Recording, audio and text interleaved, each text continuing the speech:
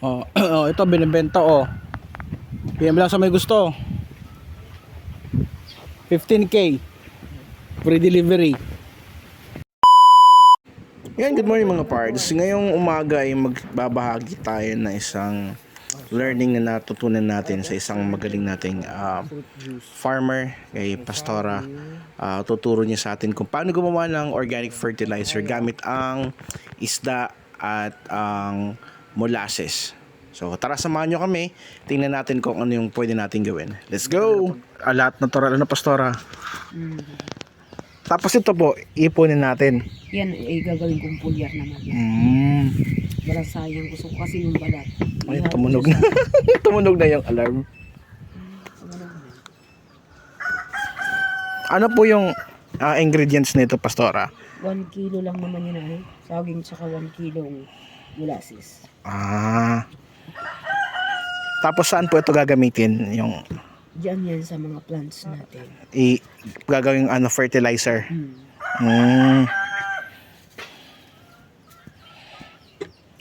So ayan guys, kung gusto nyo makatipid ng fertilizer or magpapataba kayo ng halaman in an organic way, ito yung isa sa mga ginagawa dito sa integrated farm ni Pastor David, yung fermented juice, fermented fruit juice. Fermented fruit juice, yan. FFJ. Ang ingredients nito is may saging, dadagdagan ni Pastora ng papaya, ayan. Tapos tagi 1 kilo to guys, 1 kilong 1 kilong prutas, 1 kilong molasses. Tapos naka-ferment siya for 7 days. 15 days. 15 days po. Mas maganda 15 days. Sasalain na yun. Yung liquid niya, yun ang ipandidilig. Yun. Isasali na siya sa isang lalagyan para yun ang liquid fertilizer. So, ayun. Walang halong chemical. Lahat natural. Prutas. At asukal. Parang pagkain ng tao. Ito yung molasses, yung binili natin last week. Nagagamitin. Magagawa din tayo ng probiotics ng gamit tong molasses tsaka yung daon ng moringa or yung malunggay. Puro organic. Puro organic. Pwede siyang vitamin sa baboy, vitamin sa manok, sa kambing, yung any livestock animals. So kilo by kilo talaga siya, Pastora. So eto guys, papakita sa atin ng Pastora yung process ng paggawa ng fermented fertilizer gamit yung ito. Yung fruits tapos yung 1 kilo nitong molasses. Nakakapagod nga lang yung organic farming, pero sulit naman kasi Sa kalusugan. isi-save nyo yung buhay nyo, tapos yung yung health ng katawan nyo. Baga yung kakainin yung fruits, alam nyo kung ano yung pinaglalagay nyo. Ayan na. Ito na yung molasses. Yun, 1/4 pa lang guys. Kasi nagluluto nito ang tatay ko sa kawa. Pag nag-harvest kami ng tubo. Ayun, ayan, 1 kilo na. Ayan. Po, pag mga ganyan po, per kilo din po, Pastora. Ano, per bote din. Per bote na. Magkano po per bote? Makakabenta ka na ng halimbawa 1 liter. 1 liter. Mahal na yun. Kasi fermented siya organic fertilizer.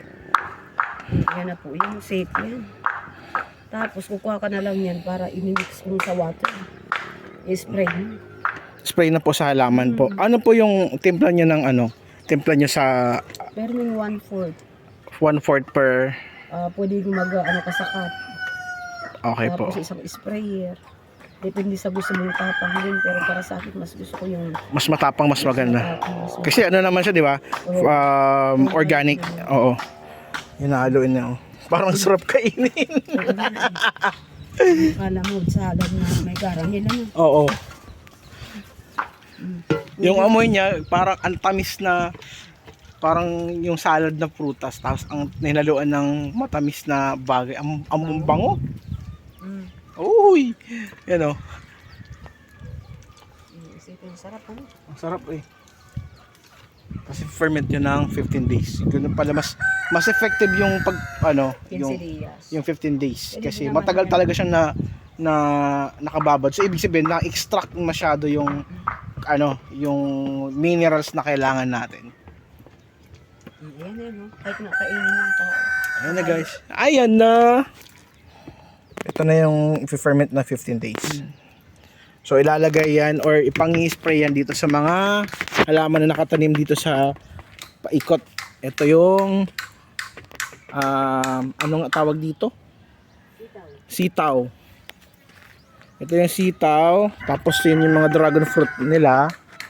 Tapos dito sa kabila, tingnan natin kung ano yung mga nakatanim. Uy, may kangkong. Upland kangkong. Ito sila.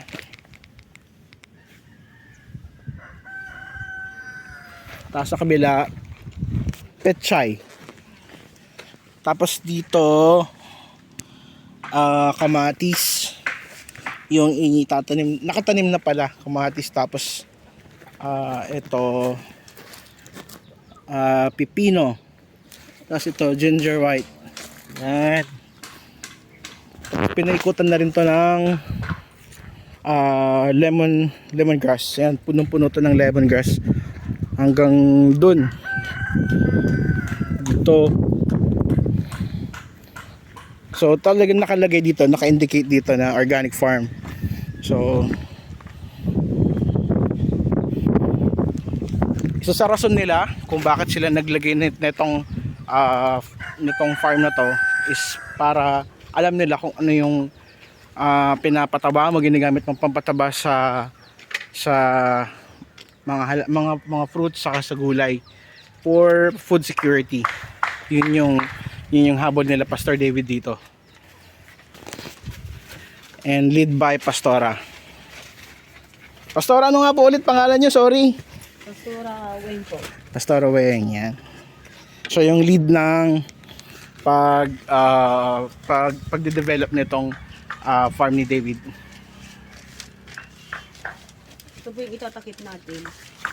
Ano po yung tatakip niyo, Pastora? Ito. Manila paper po. Manila paper. Kasi yung ginagawa ko doon sa pag-ferment ko ng probiotics is tela.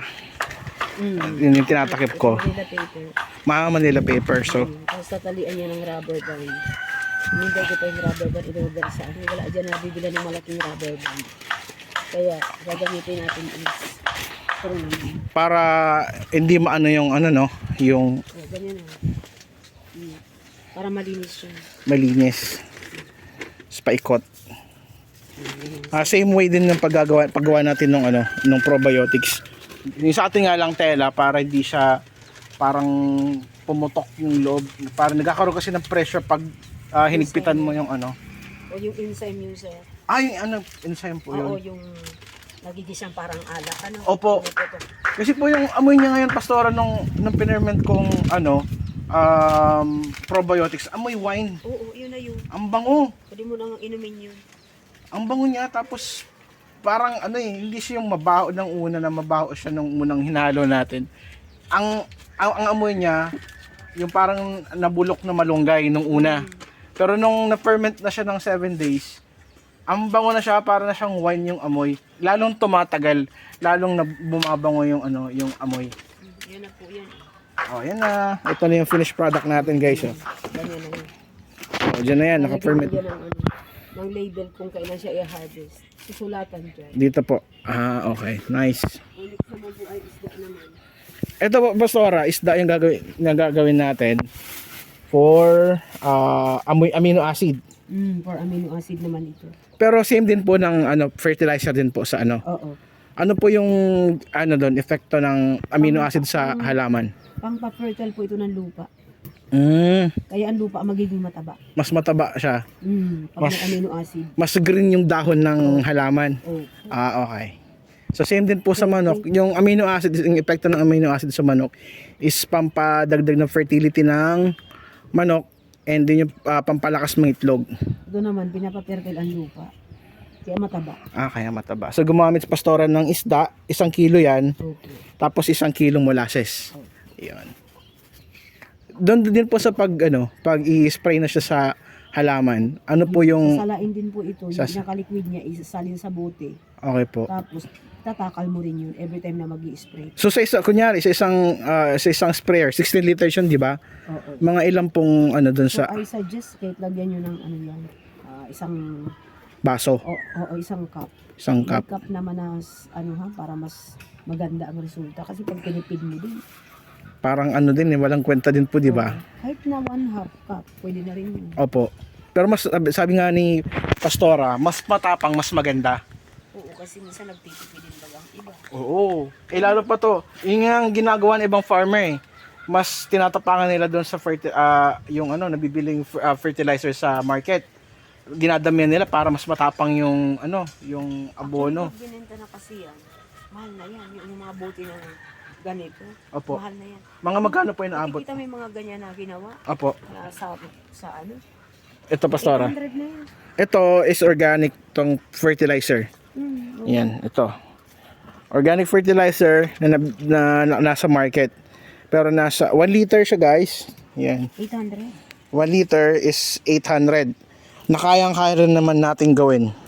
Personally. Huwag nang bumili ng 800. So, wag na. So, instead yung 800 na bibili nyo, bumili na lang kayo ng molasses. Tapos, yung isda naman, available naman sa market. Kahit yung mga nabubulok na, pwede nang kunin yan eh. Pati yung prutas, yung mga nabubulok na. Mas maganda yung mga nabubulok na kasi malapit na siya doon ma-decompose. Actually, ito po sir, gagawin ko na po yung polya. Ito po. Ito yung mga hasang. Opo. Hindi ko sinama.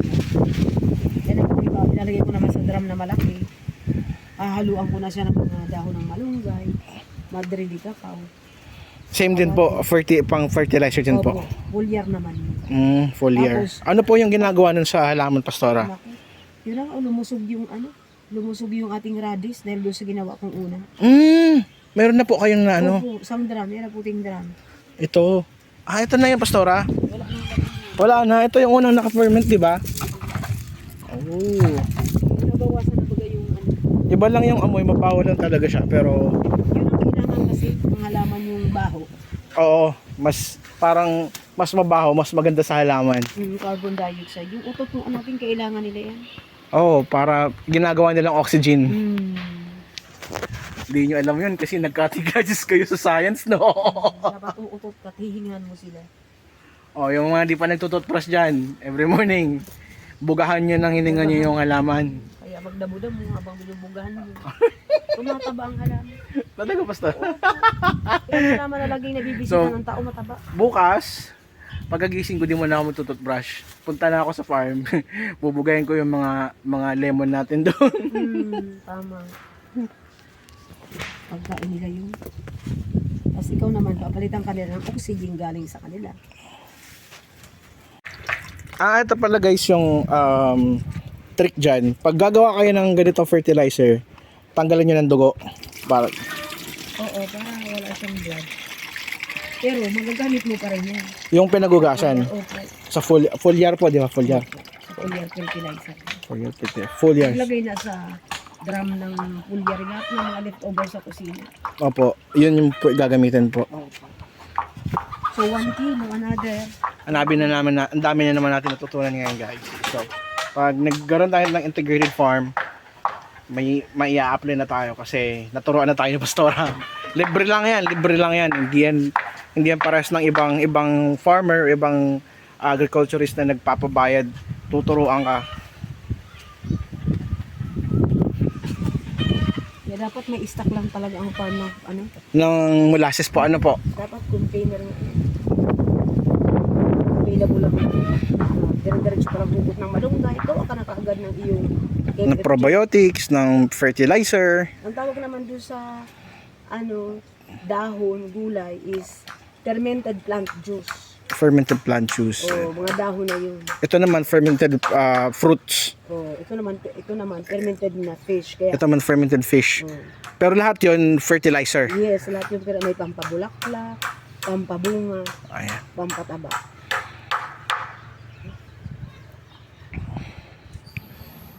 Yun, 1 kilo. Yan na. Ito na guys, ihalo na nung molasses sa isda. Inugasan na yan. wala nang dugo. So same way doon sa fermented fruits natin. Ihahalo to tapos tatakpan ng Manila paper para wag siyang madumihan at the same time hindi rin sumingaw.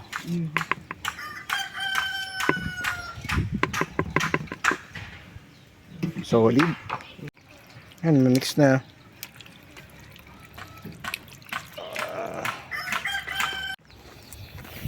So ayun, yun na naman yung mga bago nating natutunan. Madami tayong inputs na nakuha kay Pastora.